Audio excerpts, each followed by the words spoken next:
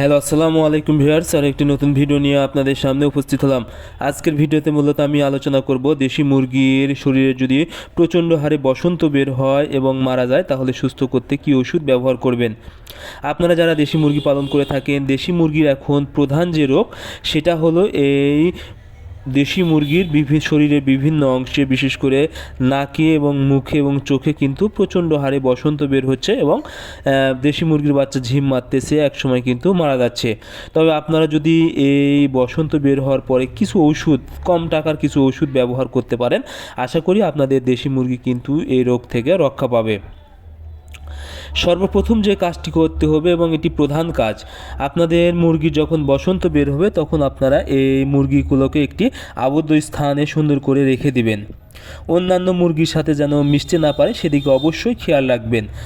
এবং আপনারা বাজার থেকে পটাশ কিনে নিয়ে আসবেন। পটাশ অর্থাৎ আপনারা মানুষের ওষুধের দোকানে গেলে কিন্তু এই পটাশ পেয়ে যাবেন। 5 থেকে 10 টাকার পটাশ কিনলে কিন্তু আপনাদের হয়ে যাবে। আপনারা এই পটাশ কিনে নিয়ে এসে সুন্দর করে পরিষ্কার পানি দিয়ে এই পটাশের পানি অর্থাৎ পটাশটা গুলে নেবেন সুন্দর করে।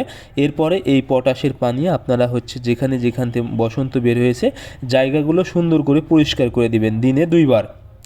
এবং এটা আপনারা যদি 3 থেকে 4 দিন এই কাজটা করতে পারেন, অর্থাৎ পটাশের পানি দিয়ে সুন্দর করে পরিষ্কার করে দিতে পারেন জায়গাগুলো, ক্ষতস্থানের জায়গাগুলো, আশা করি আপনাদের এই দেশি মুরগির বসন্ত একদম সুস্থ হয়ে যাবে। এখন দেখতে হবে আসলে বসন্ত বের হওয়ার পরে কিন্তু মুরগির শরীরে প্রচণ্ড ব্যথা হয় এবং জ্বর আসার সম্ভাবনা থাকে। এই কারণে কিন্তু অনেক সময় মুরগি ঝিম মেরে যায় এবং মারা যায়। সেক্ষেত্রে আপনারা ওই সময় একবেলা ফার্স্ট ভেট ব্যবহার করবেন, এটা জ্বরের জন্য কাজ করবে। 1 গ্রাম 1 লিটার পানিতে ফার্স্ট ভেট। যদি ট্যাবলেট ব্যবহার করেন তাহলে একটি ট্যাবলেট 4 লিটার পানিতে ব্যবহার করবেন। অর্থাৎ 1 লিটার যদি পানি ব্যবহার করেন তাহলে কিন্তু আপনারা 4 ভাগের 1 ভাগ ট্যাবলেট ব্যবহার করতে পারবেন।